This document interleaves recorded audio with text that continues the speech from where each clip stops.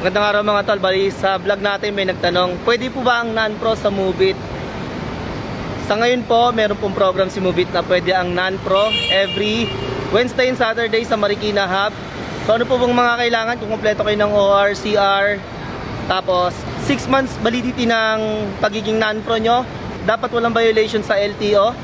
Tapos 2019 and above yung year model ng motorcycle nyo. Kailangan din ng NBI mga tol. Kung wala naman kayong NBI, pwede kayo pumunta dito sa hub mismo para magkaroon ng access pag kailangan nyo ng NBI. So kung wala kayo, pwede pa rin kayo pumunta. Tapos kailangan nyo ng 1,000 pesos para gagamitin sa pag-upgrade ng inyong license. So may booth si LTO sa Move It. Tapos yun yung mag-aasikaso at magbibigay ng guidelines para maging professional driver kayo. Reminders lang, kailangan ng 6 months validity ng inyong pagiging non-pro at walang violation. Yun lang mga tol.